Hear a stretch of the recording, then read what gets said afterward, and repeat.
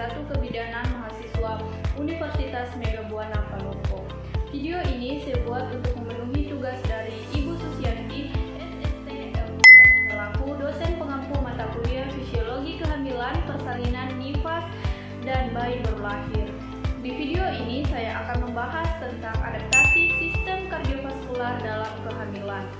Jadi, sistem kardiovaskular merupakan suatu sistem yang secara umum berperan mengedarkan darah ke seluruh tubuh, sekaligus membawa oksigen dan zat-zat gizi ke semua jaringan tubuh serta mengangkut semua zat buangan. Sistem kardiovaskular berfungsi untuk memberikan dan mengalirkan suplai oksigen dan nutrisi ke seluruh jaringan dan organ tubuh yang diperlukan dalam proses metabolisme.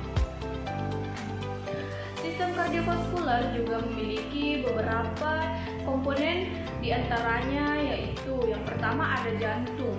Jantung sebagai organ pemompa merupakan suatu organ otot berongga yang terletak di pusat dada. Fungsi utama dari jantung adalah menyediakan oksigen ke seluruh tubuh dan membersihkan tubuh dari hasil metabolisme karbon dioksida. Yang kedua yaitu komponen darah sebagai pembawa materi, oksigen, dan nutrisi. Darah manusia adalah cairan di dalam tubuh yang berfungsi untuk mengangkut oksigen yang diperlukan oleh sel-sel di seluruh tubuh. Darah juga menyuplai jaringan tubuh dengan nutrisi, mengangkut zat-zat sisa metabolisme, dan mengandung berbagai bahan penyusun sistem imun yang bertujuan untuk mempertahankan tubuh dari berbagai penyakit. Dan yang ketiga yaitu saluran darah sebagai media yang mengalirkan komponen darah. Saluran darah sendiri terdiri dari dua, yaitu arteri atau pembuluh darah nadi. Nah, arteri adalah pembuluh darah yang membawa darah keluar jantung, sedangkan yang kedua yaitu vena. Vena atau pembuluh darah balik yaitu pembuluh darah yang membawa darah menuju jantung. Adapun perubahan aspek fisiologis sistem kardiovaskular pada ibu hamil. Yang pertama yaitu perubahan hemodinamik. Pada wanita hamil akan terjadi perubahan hemodinamik karena peningkatan volume darah sebesar 30-50% yang dimulai sejak trimester pertama dan mencapai puncaknya pada usia kehamilan 32-34 minggu dan menetap sampai atrium peningkatan volume plasma sampai 30-50% relatif lebih besar dibandingkan peningkatan sel darah 20-30%, mengakibatkan terjadinya hemodilusi dan menurunnya konsentrasi hemoglobin.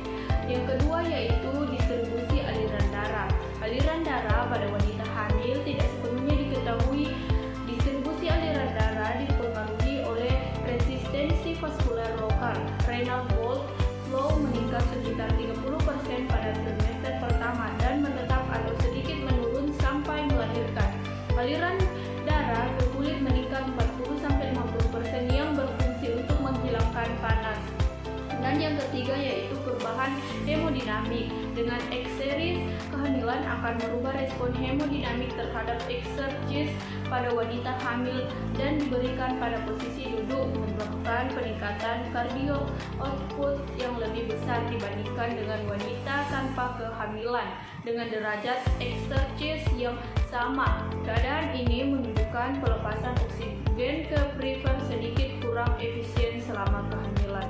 Selanjutnya yaitu perubahan kardiovaskular pada ibu hamil. Yang pertama yaitu penebalan otot dinding ventrikal pada trimester pertama. Yang kedua yaitu terjadi dilatasi atau pelebaran secara fisiologis pada jantung. Yang ketiga yaitu karena volume rongga perut atau abdomen meningkat menyebabkan hipertrofi jantung dan posisi jantung bergeser ke atas dan ke kiri. Pada foto kardiograma terdapat splitting atau bunyi jantung, tambahan marmer sistolik dan beruru diastolik. Yang selanjutnya yaitu perubahan pada tekanan darah. Adapun akibat dari perubahan sistem kardiovaskular yaitu yang pertama, kebutuhan suplai Fe kepada ibu hamil meningkat sekitar 50 mg gram per hari. Yang kedua yaitu ibu hamil sering lebih cepat mengalami kelelahan dalam beraktivitas. Selanjutnya yaitu terjadi anemia fisiologis, sedangkan pada keadaan normal hemoglobin sebesar 12 gram persen dan hemotropi 35%.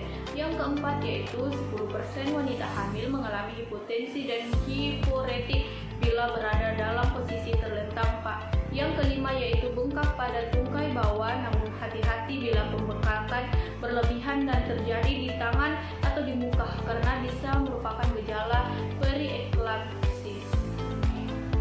Adaptasi kehamilan pada sistem kardiovaskular itu ada 3. Yang pertama yaitu hemodilusi atau volume plasma meningkat lebih banyak daripada volume sel darah merah, menyebabkan keluhan mudah lelah serta perasaan akan pingsan seperti yang dialami sebagian ibu hamil. Yang kedua yaitu tekanan darah.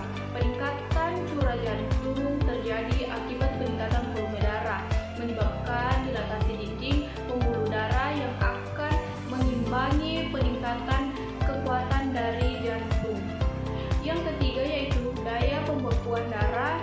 Daya pembekuan darah atau mobilitas mengalami peningkatan selama kehamilan, menyebabkan terjadinya trombosit vena yang dapat mengakibatkan pendarahan hebat pada saat itu.